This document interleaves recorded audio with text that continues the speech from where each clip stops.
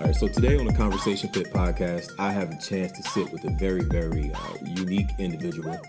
He's a guy that has a special sort of career, and the way he helps and enhances people is bar none one of the most impressive things that I've ever heard about. So I'll give him opportunity to kind of give you an introduction on who he is and what he does, and a bit of where he's from, and then we'll get into some of the deeper stuff. So, Shaun? Cool. Well, I am Shaun Saunders, born and raised in northern New Jersey, and spent most of my life in New Jersey. Went from Newark to Saraville to South Orange, where I started my first degree in English. Okay. So, received an English bachelor's degree and then a Spanish minor. Next year after that, I got an English master's degree there. Okay. And at that time, I think I was about 20. Okay. Started teaching there as an adjunct professor of English, and then I went to Duke University, and that was the first time I left New Jersey. Studied there for 3 years, got an MDiv, moved to California for 1 year to start a PhD program that I didn't finish, and then came back to New Jersey to finish a final fourth degree from Princeton. So a little bit about me. I'm an educator. I'm a storyteller. I'm a content developer. And so that shows up in different ways and in different forms in my professional career. So as a professor of English, I get to mold students on a day-to-day basis, helping them to engage the world through writing. But also in the church context, I'm able to shape curriculum from sermon series or develop a track for new believers or new members to kind of acclimate themselves into church culture. And then beyond the curriculum that I develop, I'm able to tell stories for the world. So by profession, I'm a publisher / ghostwriter. And I started my company maybe 10 years ago, helping people to tell their stories, to give life to their experiences, and to put them on paper. So one of the questions that I have is a bit cynical, but you didn't get tired of school at all, like through that whole thing? Because I feel like for me, after high school and college, I said, man, that's it for me. I always loved education. Yeah. I always loved reading books. So I didn't necessarily get tired of school. There were certain subjects I just didn't like. Yeah, I mean, so history, math, that wasn't my thing. But even on summer breaks, I found myself reading books. So I fell in love with the programs I was a part of because it was a part of the passion that I have.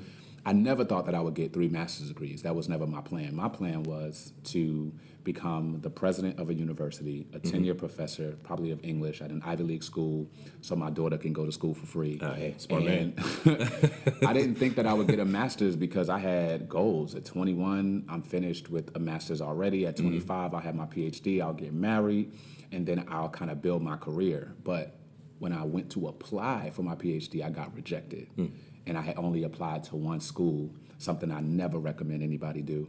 But that set me on a trajectory of these unending degree programs, and you kind of just look up and they tell you, you only got 1 more year. You're like, all right, not a big deal.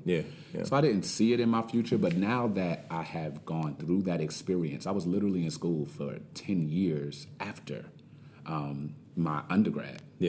I see how that was actually very intentional and purposeful because each school developed me in a different way to market myself for a different audience. And I think it was a degree program, but it's no different than somebody traveling to 5 or 6 different countries and gaining something from that they could interpolate in their experience. I think a lot of times the focus on school is the burden part of it. And then when you get past it, I think that you can have the perspective to look back and say, you know what, like I got a lot from this. And even some of the things that you learn isn't necessarily what you went there for. Right. You know, I think any experience, if you're wise and at any point introspective, you kind of start to learn like, well, I can get something from anything. Absolutely. Most people that are super huge readers. People say that they're successful and things like that, but you don't necessarily pair that with also creative people. And that's the part. Well, one of the things that I think that's interesting about you is that you pair your intellect, but you don't lack creativity as well. You know what I mean? And you're not necessarily what people would consider a boring person, with the singing and everything else that you do. And I think that's interesting. It definitely has to help with your writing and creating the curriculums, like you said. But I want to talk a little bit about growing up in school and going through grade school and high school and things like that. And that's a story that I've heard once, and it was a while ago. But you can tell it in a few minutes here a little bit better than I can. Sure. Because I think that's the part that I will really resonate with me and a bunch of other people. Cool. So the first thing I always tell people is that I grew up in a family of illiteracy. I think we take for granted how many people we assume can read. Yeah. But my grandfather could not read until he was in his mid-40s. Wow. He is 79 years old to this date. My grandparents have been married 59 years. My grandmother dropped out of high school when she was 17 to have my mother. So my grandfather's in the chain gang of Valdosta, Georgia, cotton picking, stealing people's cotton. My grandmother is trying to write love letters to my grandfather while he's in jail because she's carrying my mother. And one of the most emotional things about that story is that because my grandfather couldn't read, he couldn't even learn whatever she was trying to say. Yeah, he's not going to pick it up. To write back. So he had to go to the prison guard to translate. The prison guard had to write it, and then he had to communicate it to my grandmother. That is like the bedrock of my life because those are the pillars that inform my calling, my purpose, my direction. Yeah. So given that context, me feeling like I'm going to be an educator, I'm going to get degrees from Ivy League schools was foreign because nobody in my family could relate. Nobody in my family could help me with comprehensive exams. Nobody could help me with a mission statement. Nobody could help me with a personal statement. And they really couldn't articulate for me how to maintain a GPA. Yeah. So I had to figure it out. My father and I are not as close. So he was an educator, but we didn't have a tight bond. So I had to work through it. My senior year, I was invited to apply to this school at Seton Hall. But I was really nervous that I wouldn't get in because my ninth grade year, I was immediately relocated from the school I had always gone to a suburban school that I didn't know anybody. So I rebelled, I was depressed, I was acting out, and as a result, I played a part in the substandard grades that I received. Fast forward, I get accepted to Seton Hall, I get a full tuition scholarship. They tell me to maintain this GPA. I'm like, I don't even know how to do that. I stay in the library day in and day out. I get a work study job at the library so I can make money while studying. Get a 4.0 GPA my first semester. And every subsequent semester after that, I received a 4.0. So when I graduated in 3 years, I had a 3.97. And I was able to say to others who've never been to school, if you work hard, it really is possible. I was out there chartering my own course, but that also became the catalyst for me looking for different groups of people to help. So my story of education was not easy. I felt in many ways alone trying to figure it all out. But now on this side, I can mediate and arbitrate and defend the people who were in my shoes so they don't ever have to struggle as hard as I did. So I think, especially if you're talking about school, I mean, reading is probably the biggest part, right? So did you ever feel that there was a crippling sort of deficiency just because of the background? You know what I mean? Yeah. Because I think a lot of people that feel like they don't have a chance, it just starts from the beginning. Yeah. You know, they don't have people that, both my parents would tell you that if they had someone to push them, they would have turned out different. So where do you think that your just drive to overcome that originated from? Yeah.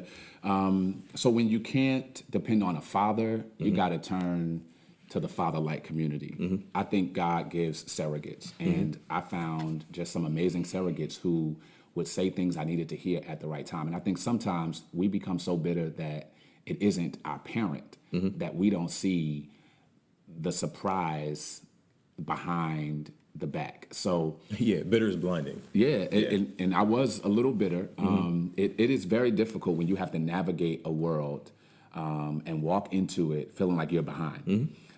So reading for me came naturally, but walking into different circles with different spaces, with different proficiencies, you always felt like everybody knows more than you.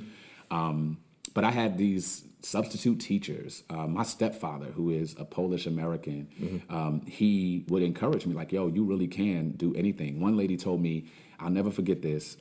I was going to be a teacher because my dad is a teacher. And I said, that's what I want to do. And that to me was the goal. Like, that's the win. Like, you make $50,000 as a teacher. And I'm not knocking that because I'm an educator. Yeah. But that was the extent of my dream for myself. Yeah. And she was a substitute teacher, and she was driving me home one day, and she said, Shaun, she said, I hear you wanting to be a teacher, but there's more in you. You need to be like a professor. And as soon as she said that, something in me clicked, like, what is that? And I really think that what helps people who feel like they start from deficiency is the importance of not losing your dream, right? You got to have your dream, and you got to announce it in the world, but you also have to be open to upgrading that dream. Because I was very satisfied with the small-minded dream that I had, but then God sent this sponsor, this donor, this unexpected surprise to say, you're thinking too low. In fact, when I got rejected from Duke University for my PhD, I'll never forget the mentor I was reaching to work with. He called me, I was crying. I'm like, oh my God, I can't believe I got rejected. I'm so embarrassed. This is messing up my story. I had already figured out how I was going to announce that I was getting in, everything, whole nine. And he was like, Shaun, maybe God told you no because you're asking too low. Maybe this opportunity did not come because your perception of your own ability was lower than what you should be reaching for. And I find that a lot of people who feel like they're in the back of the class or they don't have the same level of proficiency, they come into the room apologizing for being who they are. Yeah. They come into the room making exceptions. Hey, I have this reading level, or I have this learning issue, or this is what you should know. And I think sometimes we really have to throw away the trauma or drama of our past and really walk into the room knowing, like, I'm the gift. I deserve to be here. But don't you have to, I think, I agree with you that you have to throw away the trauma. I think the challenge for most people is that acknowledging it is there and dealing with it so you can throw it away. Sure. You know, a lot of people spend so much time trying to cover up the dishes in the sink. It's like, no, you got to wash them. And washing dishes, you have to wash them one by one. There's no dishwasher for your feelings. There's no dishwasher for your trauma. Yeah. It all has to be one by one, and you have to sort through it all. You know what I mean? Throw away what you need, get rid of the old bad things that stink, the whole thing. Yeah. To be able to throw that away so you can, you know, just keep pressing forward with a healthy mind. Because like you said, bitterness can keep you locked in a cage. You know what I mean? Yeah. Bitterness is one of those things that I think people don't deal with, and when you don't, it starts to eat you from the inside out. Sure. You know, it starts to shape and mold your decisions. You start to do things like you were saying. You know, my dad is an educator, and that's what I want to do. And it's like, that's great. However, what if that's not what you're supposed to do? You know, and this whole thing is being shaped by a deficiency that you have, not necessarily from extenuating circumstance like outside, like your family, but it's a deficiency that you might have inside, like you're saying, and it shapes every little thing that you do. Yeah. How did you get into the ghostwriting field? Because usually, like in our community, you hear that in terms of rappers and songwriters and things like that, and it's almost like no one wants to hear that. But to get into that just seems like a very unique thing to do and to want to do. Right. Like I was telling you before, I think success looks different to different people, depending on what you're going after in life. But I think a lot of people don't understand, number one, the money that can be made doing those sorts of things, and the connections that you have. I sit back and look at some of the people you're connected to sometimes, and I'm like, man, that's crazy that you are close personal friends with these people. And it's not that you're a celebrity. It's not that you are, you know, just this rich guy, you know what I mean? But you offer a service, and it's a particular service. So talk a little bit about how you got into that and what it's done for you so far.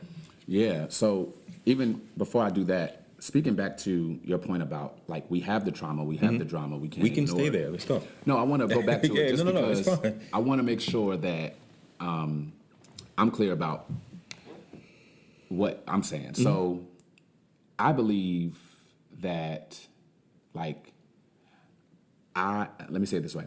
I'm a black man. I know I'm a black man. I'm a single dad. I know I'm a single dad. The problem is when I walk in a room feeling like because I'm a black man and because I'm a single dad, I don't deserve what others who are not me deserve. Yeah, so that doesn't deny the reality of my existence, but it says despite these individual nuances that make me who I am, right? I'm going to show up and not let my story steal something significant. So I was making sure, I'm saying that to say, I want to make sure that people hear, with your baggage, with your stuff, like, don't fall in love with the trauma and drama so much that you don't know who you are without it. It's almost like cleaning a house and always talking about when it was dirty. You remember when? It's like, bro, but you're not broke no more. And sometimes we live in that psychological state, and that impairs our ability to see unexpected blessings like the one that I have right now. That's so I work out like a nut, and a lot of times I hear people say they don't like the pain that comes along with it, right? And I always say to them that, you know, the pain is part of the process. You know what I mean? And eventually it gets to a point where it's not that. But you have to get to a spot where it doesn't hurt anymore. I think sometimes in like what you're saying, and I'm agreeing with you 100%, I think that sometimes that pain can cause you to miss your purpose because you're too attached to it. That's good. You know? And just like bitterness is blinding, so is pain. You know, if you've ever been hurt or any sort of trauma or left out or whatever hurts you, a lot of times that's all you want to talk about. That's right. You know, that's all you can. That's all accurate. You can see. And like you say, if you can't put that away, you know, I think sometimes our feelings and experiences are like we both black people, right? And everybody has that kitchen drawer that just a bunch of stuff goes in. It's a junk drawer. That's you can find soy sauce, you can find ketchup, a hammer, and menus. You know what I mean? All kinds of random things. Right. And I think sometimes our feelings are that, but how many of us really go back and clean that up? You know what I mean? How many of us, you could put your hand in there and poke yourself on a screwdriver, but you don't go back to clean it out. It does you no good. So poking you didn't even help you learn. That's good. You just have an injury for no reason. You preaching. You know, stop that. So I think that, and that was one of the reasons why I asked you on the show, because I felt like getting to where you are doesn't necessarily provide the same nobody loved me kind of story like everybody else. Right. But it does give a different perspective on overcoming. And overcoming to me is important because it doesn't really make a difference who you are or where you come from. There is an aspect of overcoming, but we're not all going to turn out to be athletes and say, oh, my mom never had this or never had that. That's right. Sometimes you can say, well, you know, I had a reading deficiency. And my parents were well off maybe, but I still had that issue. And that's something that I personally had to get past. Wow. You know, and you found a way to turn an unfortunate circumstance that you had no control over into something that is almost a strength for you now. Yeah, absolutely. Right. So a sort of follow-up question to that, though, is at what point do you decide when you go into these circles that you have to at what point are you not trying to convince yourself that you deserve more? And where does it become just part of who you are? Because generally, I think, or like about ghostwriting. You talking? No, just you. So if you walk in, I've been in scenarios where I went to a dinner one time and I pull up and every car in the lot was $150,000 plus. Okay. And I never feel insignificant. I mean, I've had a good job for a long time and I have businesses and things like that. So I don't ordinarily feel inadequate. For me, growing up as a small child, we lived in close proximity to a very wealthy neighborhood. So growing up, I had friends that their parents were millionaires. So it shaped me to be a person that's very well-rounded. I can do both very easily. Right. But this particular day, I go to this dinner and I'm like, man, this is a whole different level of money. Right. Not that I didn't feel like I didn't deserve to be there.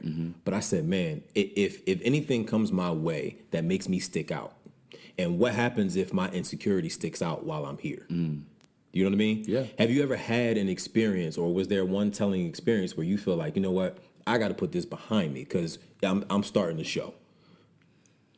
Yeah, that's deep. I mean, so the answer is yes, right? Yeah, it has to be. Yeah, I mean, it has to be. So, number one, let me start there. Let me start here. Bullet points as a professor. At some point, you have to make an active decision to turn excuses into engines, right? So what I mean by that is, like, I can sit here and give you so many sob stories that will leave your listeners feeling bad for me, sad for me, wanting to sow seeds into my family's life, because as a storyteller, I control the narrative. Yeah. I can pull you poetically into what I want to depict. Yeah. That's the gift of preaching. That's the gift of communication. That's the art of what we do. The problem is that when you fall more in love with your story and the emotions it evokes than the survival or the resilience or the restoration, then you will turn more to your excuses than the recycling bin that can be the engine. So every bad thing has become an engine for me. I've used it toward my advantage. And what people are looking for in marketplace, Wall Street, White House, politics, church, they're looking for unapologetic differentiation. They're looking for a uniqueness that says, this is me, and I'm sorry if me bothers you, but I'm not going to change at the expense of you. Having that boldness and courage takes a lifetime. To walk in a room and to know that in every room there is going to be something that sticks out, that makes you feel inept. As I was coming here today, I was just thinking about the 3 churches that I consult with right now to this day, and how on a consistent basis, I feel not enough in every single room. Really? So in one specific space, it is extremely academic, highly intellectual, super proficient. And so their criticism of me might be, you got too much spirit. In another context, it is so spiritual, highly charismatic, and their criticism is, you're too intellectual. Too structured, yeah. But in another space, they are sort of Joel Osteen-like in their feel and in their ambiance and in their ethos.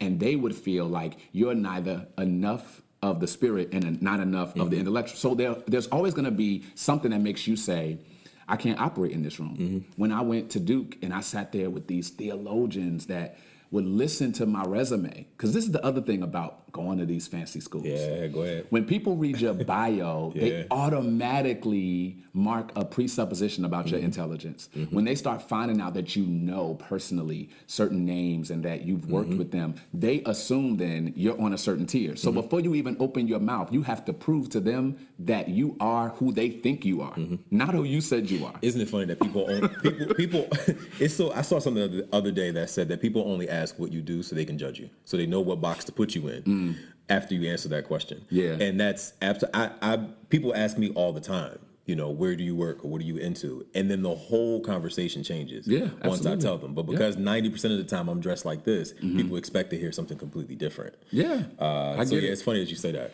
I get it. And I mean, I've had the challenge of people assuming that I am something I'm not, and then me having to disprove that I'm not who you think I am. Yeah. And the easiest way to undercut any assumption is to really be you, where you are right now. And this is going to help somebody who may want to write something, because I know you know a lot of people that have stories to tell. Yeah. I've written books for a long time. I have to date probably written at least 200 books. Half of those, 75% of those books don't have my name on the cover. I've helped edit or ghostwrite for authors by the hundreds. So writing is not a foreign experience to me. However, when I look at what I wrote 10 years ago, I'm like, that sucked. Like, why would I ever put pen to pad, print it out, publish it, and dare think somebody would want to read it? But now that I'm giving myself time to evolve, I have to remind myself, like, who I was then was enough for the audience that needed that version of me. And if I continue to be who I am right now without trying to pontificate or embellish or fake to be somebody that I'm not yet, then I can actually speak to the audience right now that I'm supposed to speak to. I'll give you one more example. Yeah. My daughter's 7 years old. She's learning addition and subtraction. When she goes to the first, second, third, fourth grade, she's going to learn multiplication and division. Yeah. She's going to need a new teacher to teach her these principles. But I don't need the multiplication teacher to show up in first grade. I want her to learn, according to her space right now, what she can handle. Yeah, that's good. And so for every creative, that's good. There are people that accept you as you are and need everything that you have. And because we struggle with inadequacy, sometimes we feel like we're not enough until we get that other degree, until we get that other contract, until we have that other name next to us. But I fervently believe you are who you are before the qualifications deem you. Absolutely. You are, when you show up, there's something about you that makes people pay attention. And you might not know every book of the Bible. You may not know every artist in the book. You may not know every connection, but you do know something. So what I learned, answering the bigger question, is like, yo, whatever I know now, kill it. Yeah. And don't spend my time pretending to be in another chapter when I really haven't finished writing this one. Because I do this and I am an introspective person, a lot of people push me to writing a book, right? And it's not something I'm not capable of, but it's a story that changes all the time. One of the things that I think people do is write themselves off before the story is even finished. I can't write a story about a football game that comes on at 8 and it's 6 o'clock now. So why would I just turn off the TV and never turn it back on? I think sometimes that quitting attitude limits a ton of people because it hasn't happened for them just yet. People will, and again, to agree with your point, people, like you said about you wrote something and look back on it and go, man, like, boy, that was not good. Yeah. But you didn't let that cripple you though, which is the point. Yeah. You didn't look back and go, man, like, I'm not good at that. And the cool thing about being, about time is that you didn't know at the time that it wasn't good. Right. And had you known at the time that it wasn't good, maybe you wouldn't have continued. And I think sometimes blindness can be a bit of a blessing because the blindness can save you from yourself. Yeah, it's true. You know, and I know I've had a ton of experiences and conversations with other people, and you know, you look back on your early 20s and you're like, man, I've made so many of these mistakes, and I've done, you know, I mean, shoot, Drake makes a whole career out of reminiscing. That's true. You know what I mean? That's all he talks about. That's true. But I think that if you're not wise enough to use that reminiscing as a push forward, then it can become a crutch to keep you in a certain space. That's true. You know, there's another side to that too. Have you ever seen yourself playing the drums or something from something you did 5 or 6 years ago, and you say, "Man, I was really killing it back then"? No, you have never seen yourself do that. You always see yourself do bad. The funny thing is, for me, I'm one of those people that is almost to a fault, perpetually unsatisfied. So for me, I can look back at something and go, there was so much more that could have been done with that. Let me see what I can do now. Have you ever been overly critical about something that when you look back at it, you said it wasn't as bad as I criticized it? Every podcast I do. Okay. So my point in saying this is like 10 years ago, what I wrote was bad in my opinion. But sometimes when I go back, I miss the creative boy without the rules. I miss reading the guy that just took a risk without having to be so politically correct. I miss being able to say what I want to say without thinking, am I going to offend this group, that group, that group, this group, that group? Because sometimes you can become so paranoid with perfection that you become standardized and lose the thing that attracted people to you in the first place.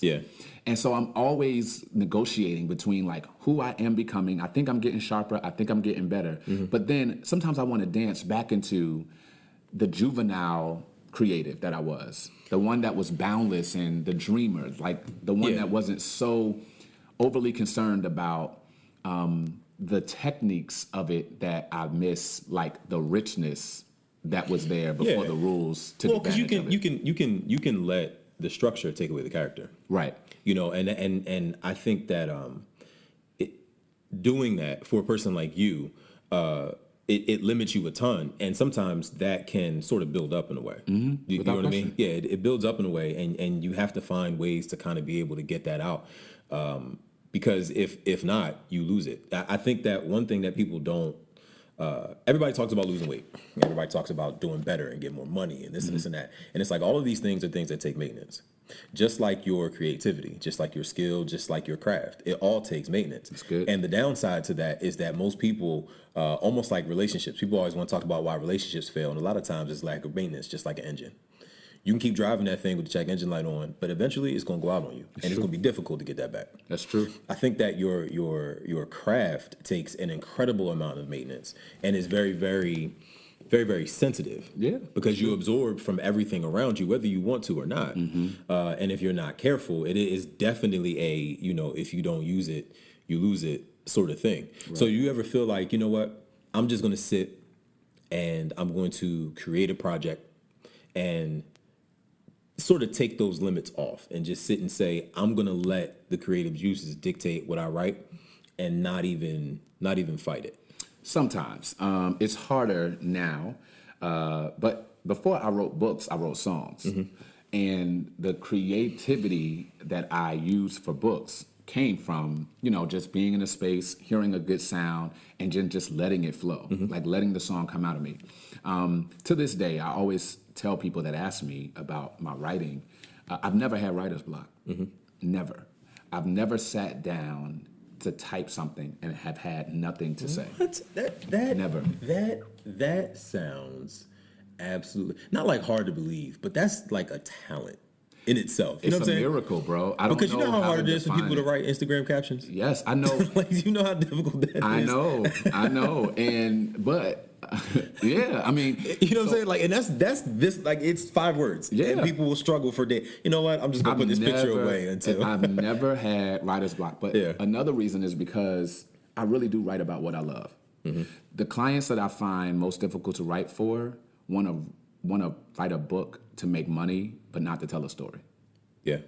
They want product, but they don't. The prize is the cash, not necessarily the translation of information. Those are the people that I struggle with helping the most because for me, no matter how gifted or talented my writing is, if what I'm writing for you isn't coming from substance, it just doesn't work. It's like a relationship. It is. So you can have these great, massive gifts. You go on a first date and you're sitting there like, so tell me who you are. Like if they're only there for something at the end of the night, then the conversation is going to be pretty stale. Yeah. I think that's the same experience. And so for me, there are things I have to do in terms of maintenance to make sure my creativity doesn't die now that I do my passion so often, right? Anybody that's passionate, you love what you do until you start getting paid for it, and then people have deadlines, and then they have invoices, and then you have responsibility, right, exactly. and the next thing you know, you hate it that you love it, right? Exactly. So when I go on vacation, I do things like, I'm not opening my laptop.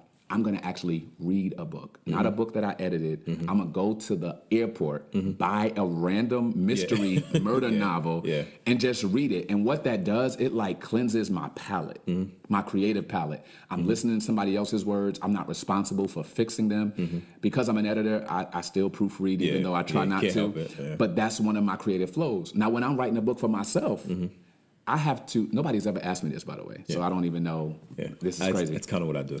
So when I have to write a book for myself, so I'm working on a book right now, I have to read books I've written before to remember my own writing voice because you get so used to. I spend most of my time emptying my voice out to sound like the writer I'm writing for.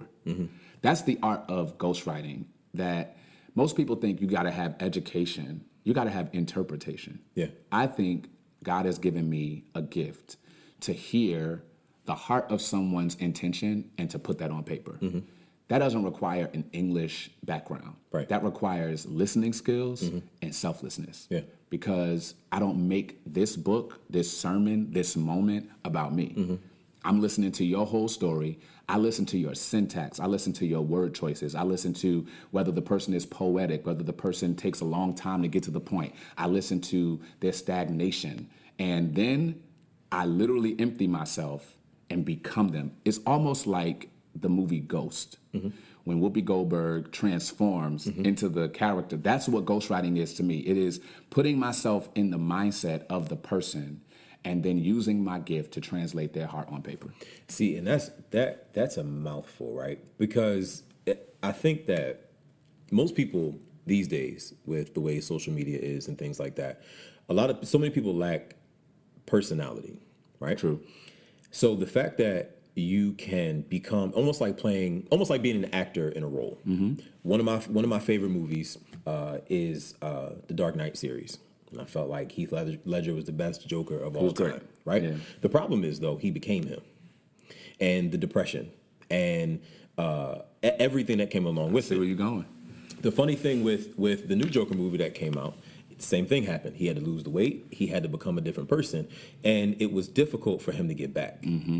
How do you, outside of reading your own work, how do you walk that back? Because I think when you are, one of the things that's difficult about being highly intellectual, right, and having to become someone else is that you can be bossy, you can be cantankerous, you can be all of these different things, and that might not be actually who you are. Yes. You know, I know of actors that have had to move out of their house until they were finished playing a role because they were like, I'm so much of this person now that my wife and children are going to be impacted when I get home. Wow. Yeah. And I have to remember that I'm not the boss. You know what I mean? When I get home. So how do you walk that back to kind of say, you know, when you're answering a text message or an email or whatever, to not be all of these people? Because I'm assuming you don't do one project at a time. I don't. This is a great question. I mean, so you're asking a question that answers several other questions. How did I get into ghostwriting? Most people don't know that I have a production company. Before I had a publishing company, I had a production company. I thought I would be on Broadway. That was what I thought before English professor degrees. I thought I would be on Broadway. And that was my introduction to living out other people's characterizations. So in middle school to high school, I did production, wrote plays, created the songs, did the choreography, the whole nine. That means you got to become the character. Then that translated into me listening to people and saying, hey, if I did it on stage, I can do it with a story. Now I work at churches where I take the lead guy's vision, interpolate that, and interpret it into the heart of the culture, and then communicate that. And the difficulty is sometimes you feel schizophrenic. That's what you have. Like, how do you not? Maneuvering between different personalities, different desires, different opinions, and it is very much a headache. I think that might be why my time of recharging is often spent alone. So I don't typically drive long distances listening to music. That's when I just recharge.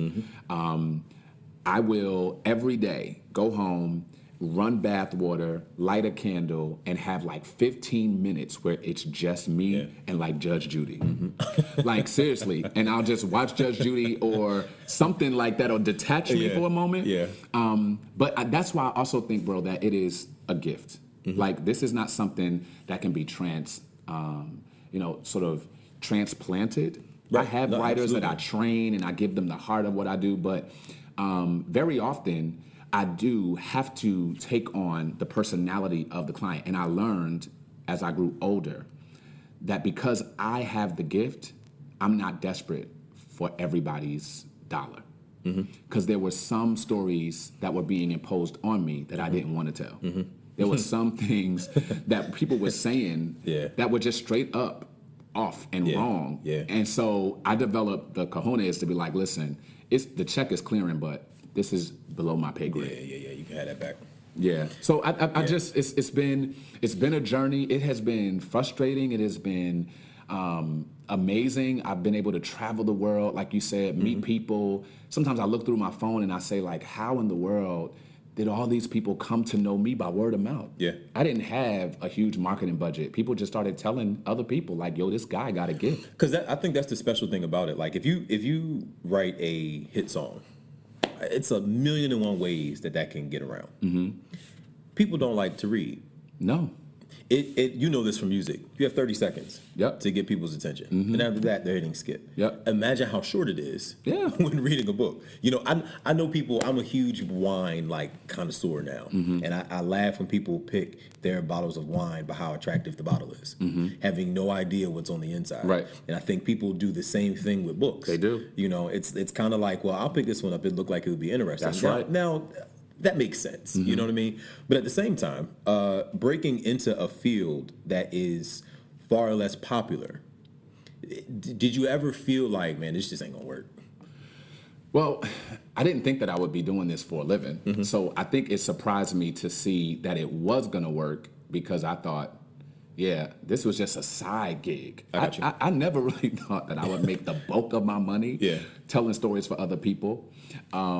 But it has been beyond a blessing. And then, like you said, like when I hit my niche and I saw, like, nobody's doing this. At all. Like you and I were just talking about a car that you're thinking about buying. And the reason you want to get it is because nobody has it. Right. So what instigated my passion for it was because I'm like, yo, I really am one of the premier Black ghostwriting communicators, and nobody else is doing it like I'm doing it. Dude, I know you know this. I know a ton of people, man. But like, dude, you know, I have never met anybody that says like, and just the way you do it. You know what I mean? Right. I think that it's, and we'll get back. I didn't mean to cut you off, but no. I feel like the way you go about it is different than what I would expect from other people that do the same thing, because putting in the work to understand the way another person articulates, the way another person thinks, the way that's an incredibly difficult thing. And like you said, it has to be a gift, because it's hard enough for people to read the words that are on a page. It's another thing to create the words that are on a page from another person's perspective. It's true. Without adding any of your personal opinion Yes, sir. whatsoever. Yes, sir. Because people like me and you would end up talking back to the news channel. Yeah. You know what I mean? Absolutely. It's like, and that's only a couple of words. You're Right. like, no, wait a minute. Now, okay, I'm turning this off. That's true. You know what I mean? It's true. So whether or not you agree with it or don't agree, or you think, you know what, this person just has no idea how to present their thought, it doesn't stop you from saying, no, I could transform this into something else. And that's, I think that's phenomenal. Thank you. I mean, so one of the great gifts about being focused toward your purpose is that you don't need an audience to affirm it for you to do it. So I've never sat around thinking, hey guys, I'm great, tell me.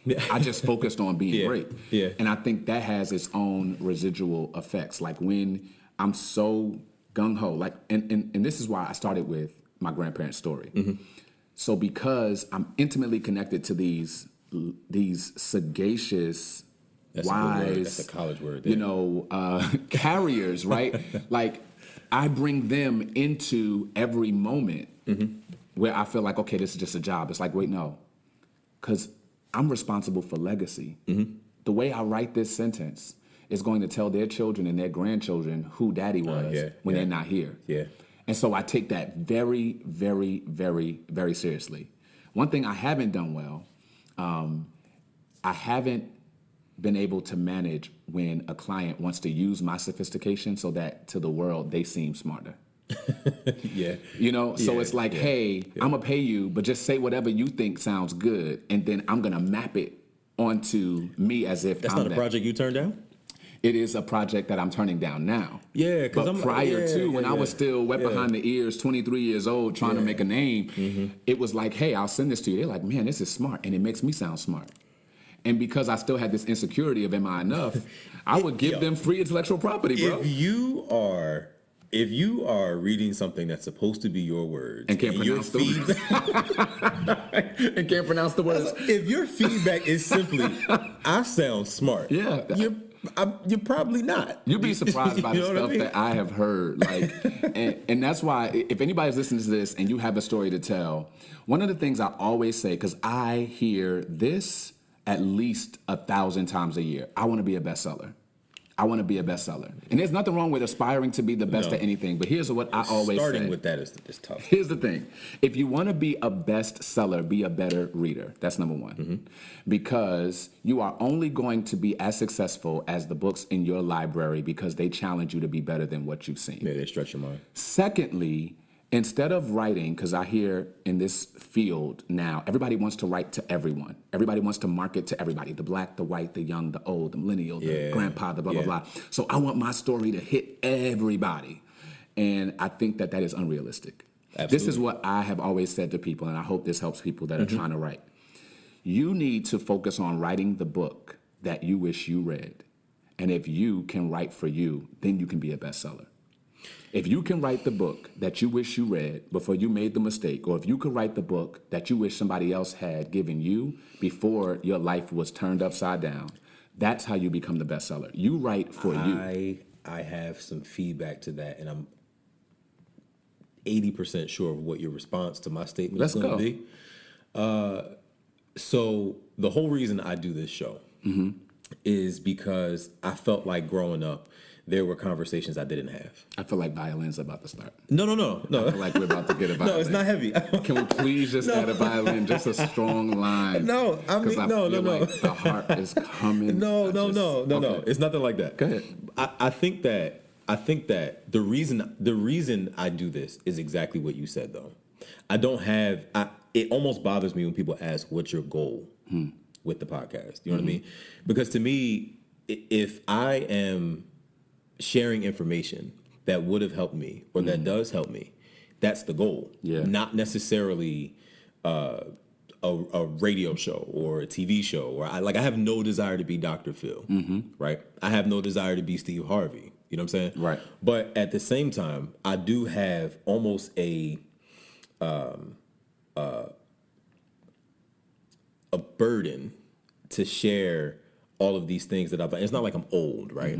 But one of the things You're that like 50 though. Close in like 2 weeks. So the thing about it though is we talked a little bit about gifts earlier, and one of the things for me that I have always been gifted with, and it is something that makes my lessons harder to learn, is wisdom.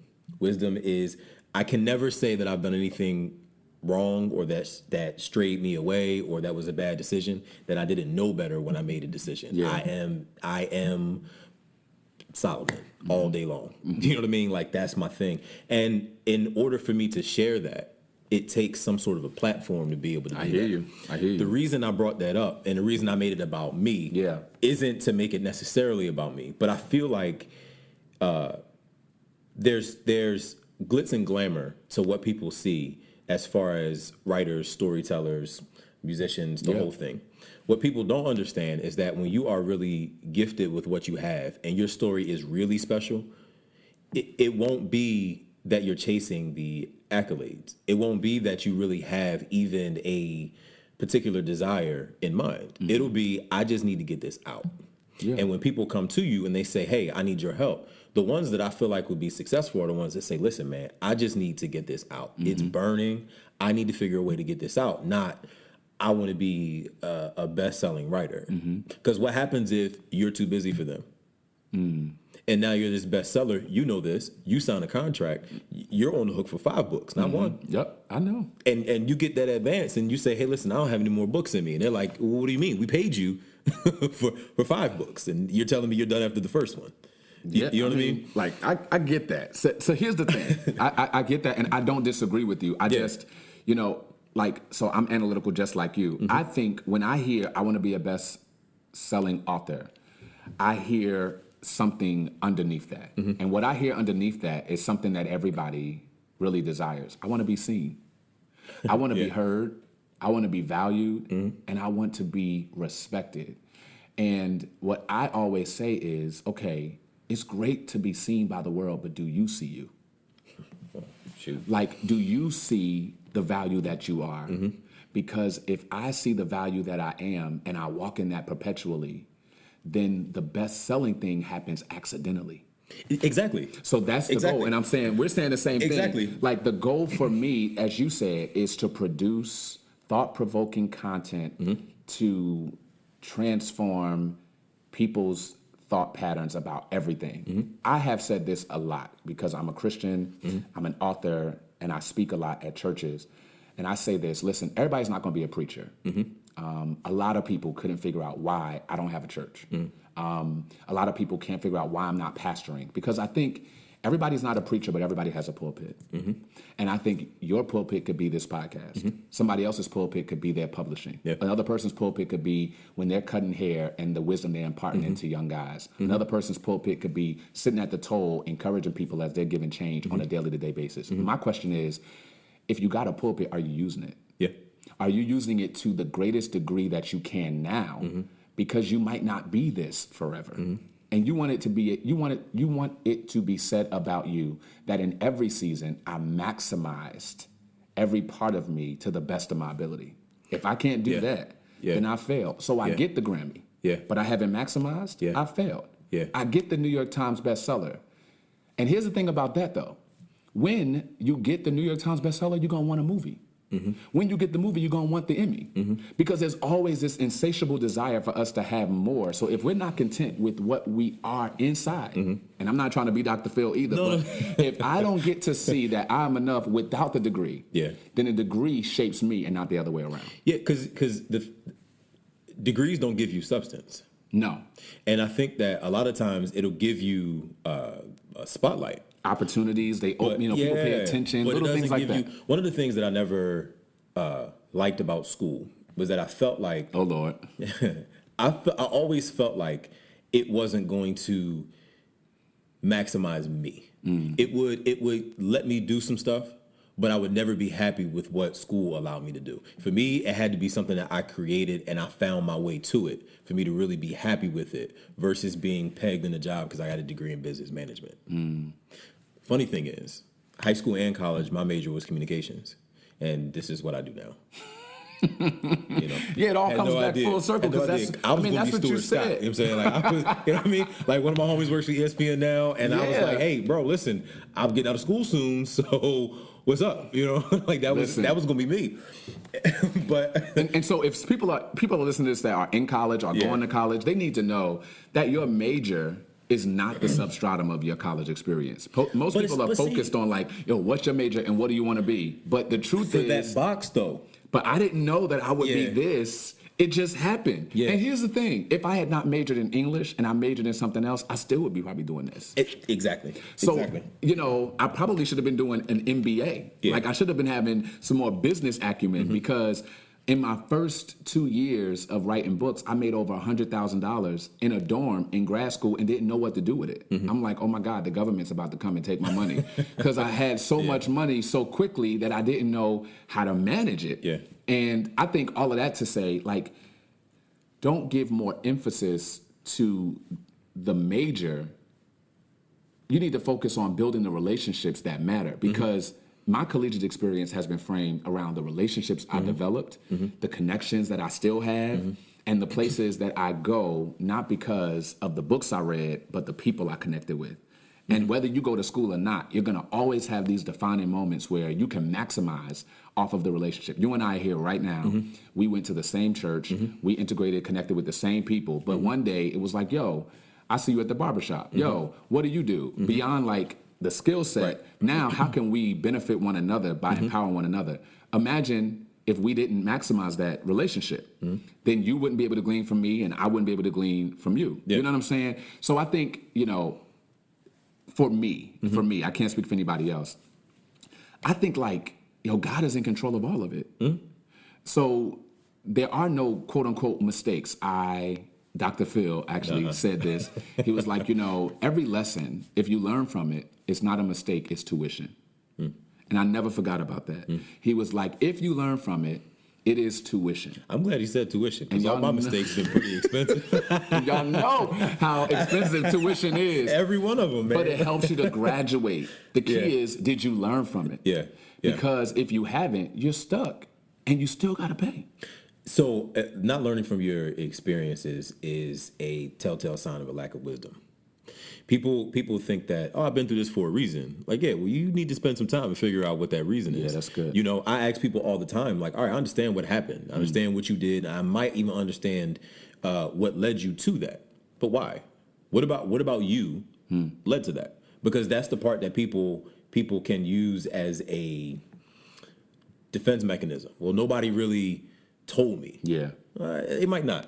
Nobody really showed me, how this was supposed to be. It's true. Or they just don't understand what I'm going through. They don't, you know what I mean? Yeah. And I think that sometimes, like I was saying before, like everybody has some sort of a story. And sometimes your story doesn't necessarily make you as unique as you think it does. Sometimes your story makes you, it gives you a crutch for you to be weak. You know what I mean? Yeah. And when you take that and you say, no, this isn't something that was meant to break me. It was something that was meant to make me better in some sort of way. And now I can take that and use it, like you said, and turn it into an engine and say, all right, well, now I've learned. Now I've gained the information, and I wish I didn't have to go through the fire, but I'm not really burnt too bad. Yeah. And now I can share that, right? Because I think that my mom always says, like, experience isn't. It might be the best teacher, but it's not the only one. That's good. Right? And I think That's sometimes if you're anything like me, sometimes your experience might not have been how you were supposed to learn that. But when you do, it gives you a different level of qualification to disperse it to other people, because you can automatically tell them, no, I did exactly what you're thinking. I've done exactly, I've been exactly where you are. So in being these different people, right? And I don't want to make it sound like, that's exactly what it is. But like in being these different people, do you feel like that ability gave you the opportunity to connect with people? Because I feel like having that ability means that you know what people need or like, even if they're not intentionally sharing that part with you. Absolutely. Absolutely. I mean, the Bible talks about these people. One person has 5 talents, another person has 2, another person has 1. And I think that the kaleidoscope of talents I have framed me for each experience. So every degree was a part of the kaleidoscope. Yeah. I'm a publisher, a professor, a pastor, a father, a praise and worship leader. Every part of that informs a different area. And so when I walk into the room, there are 5 gifted parts of me that can deliver on whatever is needed in the room. So I'm shifting now to full-time consulting because I don't want to be pigeonholed to one area of me, knowing that depending on the season you met me, you don't even know I can do this too. And it's not to be boastful. It's like, but if you need somebody to sing praise and worship, I got you. If you need somebody to write a song for your boo on Valentine's, I got you. If you need something to say, one of the ideas I never got a chance to do it, but I wanted to be one of the premier writers of customized cards. I had a name for it and everything, but during the holiday season, I wanted to take my writing gift and then help articulate, the nuanced relationships that exist, right? We have these formal relationships, then you have these weird ones, right? Yeah. You got 3 baby mamas, but you still want to tell them Happy Mother's Day. How do you write something personal with a woman you're not with no more, but you're saying thank you for being a good mama? Yeah. I wanted to personalize that because I said, you know what? I have the gift to write, and that's not just for books. I can do that anywhere. So has that ability to have words on the string ever landed you in a spot where you like, Shaun, I know this is your gift, but you dial that back, brother? Absolutely. Because one of the things about being, you know what I mean? One of the things, my son is 4, and the way he understands the landscape of conversation is not impressive to me because he's 4. I'm not one of those parents that's like, oh, my kid's the smartest kid in the world, and I'm not really like that. But the way he can understand, if I say too much here, then you're going to say or think this. So I'm going to pull back here, give you a little bit more there. But at 4 years old, that's a trait that's like, bro, Hey, listen, and you know what I mean? sir. And I know where he got it from. You know what I mean? You know, I know where he got it from. I talk a lot, but I think, have you ever said to yourself, like, I have to figure out how to, instead of creating this conversation, instead of, and not necessarily in a malicious way, but instead of manipulating this conversation or this narrative, I kind of have to just play it out. Mm-hmm. You know what I mean? Because sometimes being so intellectual and being so gifted with your words can lead you to a space where it's like, I didn't really mean for us to get here. That's right. You know what I mean? But I just didn't want to deal with what was going on or what I knew was coming down the pipe. So I kind of just deflected. Have you ever had to just go back and just say, like, all right, let me undo some of my doing and some of my words? Because that can be a difficult thing to do. Absolutely. I mean, you know, your gift can become the very thing that is a blessing can also become a curse. Tamala Mann is one of my authors. Mm-hmm. Because I was excited about the opportunity, I went ahead and wrote the whole book before they even checked the first chapter. And I just figured, like, they're a great couple. I'm going to help them. Yeah. And I just started writing. I didn't know that midway they would get signed to this huge publishing company that would then say, we don't like the version that you gave us. You got to rewrite the whole book. So I had to go back to them and say, we have to rewrite your whole book. And they were saying, but we already paid you. I had to scale back because I'm like, I still need to get paid.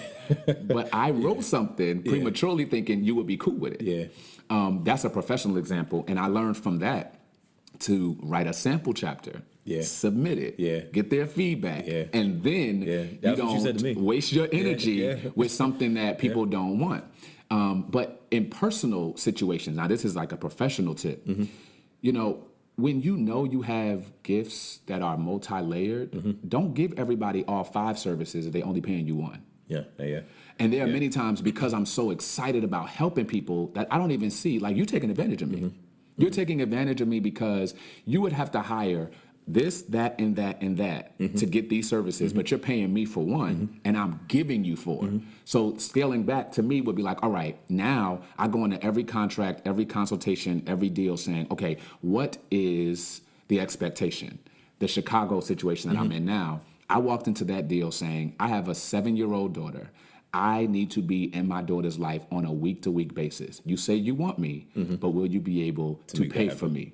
Scandal. Olivia Pope says to the president, if you love me, then earn me. I'll never forget that. Now, she was the mistress, but she still knew that I'm worthy of being earned. And I'm not saying that in a crass way. I'm saying I had to know what my non-negotiables were. I'm a parent before I'm a pastor. I'm a parent before I'm a publisher. And that's a non-negotiable because my daughter will not remember how many days I picked up from school, but she will never forget that I didn't go to her recital. So I said, yo, this is the negotiation that I'm willing to offer. I was scared. I'm like, they're not going to give me this.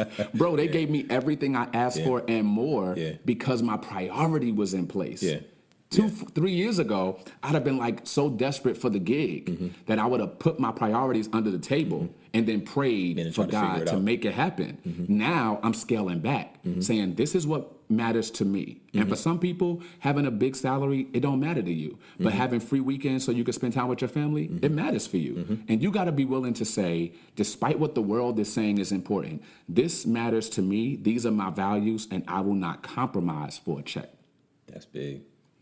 That's big. Because most people, like you said, that's what they're after. Yeah. You know what I mean? And when you're after just financials, the funny thing is when you're after just financials, those are the people that get the money and then they blow it. Yeah, it's true. You know, I read something the other day. I read a lot of financial magazines, Forbes and Bloomberg and stuff like that. And there was a guy saying, he basically was just like, you know, rich people buy the conveniences last. And poor people spend all their money as soon as they get it. I think that when you're chasing, because it kind of goes back to my substance thing, right? Like when you are chasing something that isn't what you were meant to do, it isn't what you are gifted to do, you will do things that will satisfy your feeling of inadequacy more so than fitting the purpose and where you're trying to go. Yeah, it's true.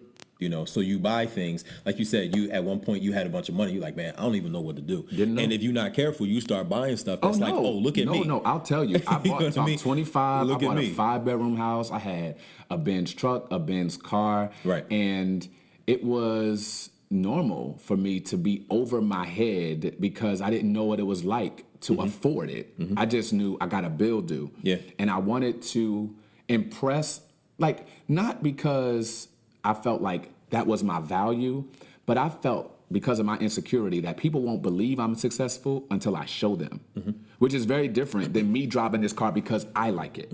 I was doing it so that people could deem me successful.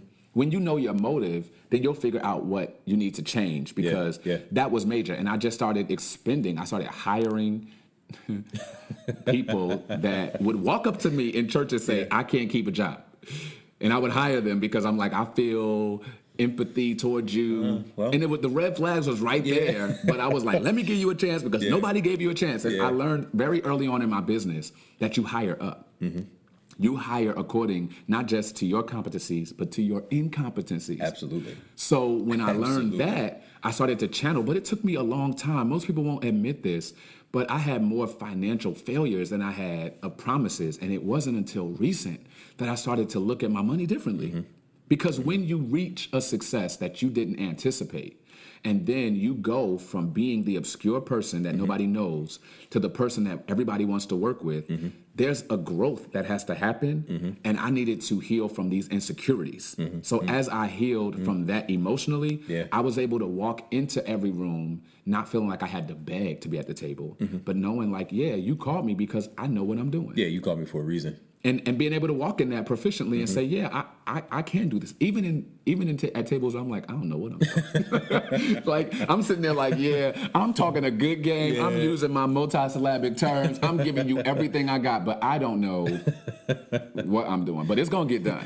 Yeah. I mean, for you to be able to do anything, I think that starting businesses, I talk to people all the time that want to start businesses, and people for some reason think that I know what I'm doing, right? And they don't understand how it's just really held together with duct tape and a bunch of hoping. Right? That's good. So I talk to a lot of people about that, and one of the things that they don't understand is how difficult it is, right? And how much along the way, every time you go up it's almost, owning a business is almost like every time you go up a stair, somebody turns the light off. Wow. That's good. You know how hard it is to keep climbing stairs in a house you don't live in, you've never been in before. That's good. You know what I mean? You ever run down the steps in the middle of the night and you get to the bottom and you try to take another step down, you're like, shoot, this is bad. Yeah. You know what I mean? That's good. And like at the end of the day, like there's one of the things that I struggle with, because for some reason coming here, I didn't feel uneasy about the conversation, but I felt unprepared. Right? One of the things that I've learned about myself is that if I never want to feel arrogant about something that I feel like I'm good at. Yeah. Because I feel like when you do that, an experience will come that will crush that. That's right. You know what I'm saying? So for me, I have to be careful that it doesn't turn the other way. Yeah. Right? I think that a huge asset is being able to go in and say, I don't know. I'll figure it out. And you won't even know that I didn't know. Yeah. You won't know that I was nervous. You won't know that this was my first time on TV. You won't know That's good. all of these sorts of things. Yep. You know what I mean? I remember playing drums. There were some shows I did, and I was like, bruh. I remember one time I filled in for somebody at a festival in Philly, man, and I got 8 songs at 10 in the morning. Okay. And I had to go on stage at 4. Dang. And I said, I'm home, and my son was little at the time, might have been 1, home by myself with the baby. How in the world am I going to do this? Are we going to pull this off? Right. You know what I mean? And I am shaking because I'm like, being from here and the musicians that are from here, right? You can't go and bomb because that'll be all anybody talks about, right? And I remember the artist asking me like, "Are you good?" I said, "Yeah, I'm cool." And he was like, "You don't even look like you're okay." I said, "Man, once we get started, I'll be cool." And I'll never forget. He was like, "You better be, because I'm gonna talk about you if you're not." At the time, I laughed at it. As soon as I sat down, I said, "Bro, I have no idea how this is about to turn out." Wow. Right? The thing about life, right, is that every step of the way, there are things that are going to scare you to death, right? And if you're dreaming big enough, you won't have the whole thing figured out. You won't have it in your back pocket. Because if you would, that would turn into an arrogance and a lack of pursuit. You know what I'm saying? Yeah. So you going in these rooms now feeling like, all right, well, I might not know what I'm doing, but I'm going to figure it out. It's part of the drive. Yeah, absolutely. You know what I mean? It's part of the drive. Because if you didn't have that, it'd be, I'll write that book this weekend, and that turns into procrastination, and that kills everything. Yep, that's true too. You know what I mean? Yeah. I think the beautiful thing, even about relationships, is that if both people are constantly growing, you have to be constantly learning. You know what I mean? And people look at them and say, well, how could you be friends with this person for so long? Well, because that person changed and so did I. So it's not the same person. You know what I mean? How could you do a career for 25 years or so? Because it changes every time. You know what I mean? And I think that's incredibly important, that the I don't know doesn't shut you down. Yeah, absolutely. You know what I mean? Absolutely. So talk about some things that you're doing now, some things that you are moving toward, and kind of where you want to be without, giving away some things that are not done yet. Yeah, I mean, so I do have a lot on my plate. So I'm trying to clean my plate. There's a book that I read called Essentialism. Okay. It is a high recommend for those who have a lot of talent, a lot of gift, and not enough time. And what that does, it really centralizes your business to focus on what you kill that nobody else can kill. So you can eliminate all the other stuff and outsource that. And so in my life, I am in a phase of essentialism. I can do it, but just because you can do it doesn't mean you're called to it. So I eliminate all the unnecessary. I am working on a couple books for myself personally.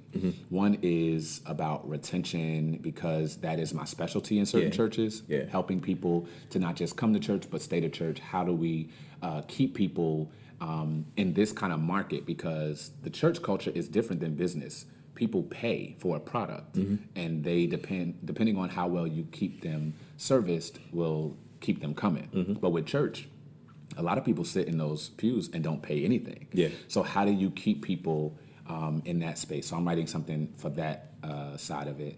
And then I'm writing something on emotional cycles and unhealthy, toxic relationships. And so that's pretty close to my heart, because I've been in my share of unhealthy relationships. And I wanted to really think through, like I said, right for you. So if I had read this book, this would have kept me from the traps that I kept making. Can we do another show about that? Yes, we can. I have, so that's what I'm working on. Bro, I look back at times, and I look at other people's situations too, right? And sometimes I go,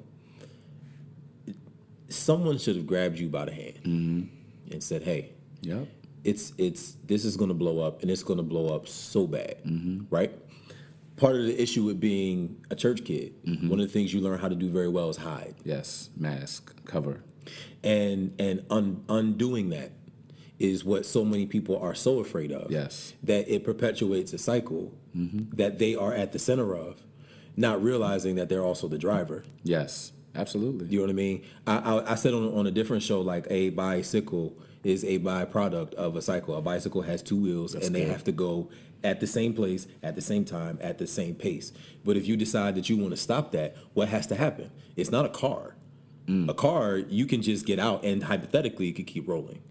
A bicycle, that doesn't happen. You stop pedaling, it's over. That's good. And it's your decision to keep on pedaling. So you keep making that decision. You can't get mad at the cycle that you're on because you're the driver. That's good. Huh? You need to write my forward. When I finish my book, you need to bless me. We gotta do something on that, man. That would be dope. That's amazing. I want to spend more time in my life writing the books that matter to me. Yeah. I've been honored to win awards for different people, and that's cool. But in this life, where I am in this tenure, I'm thinking more about legacy than ever. I'm thinking about what will I leave, not just in my daughter's bank account, but in her emotional health account, in her intellectual account.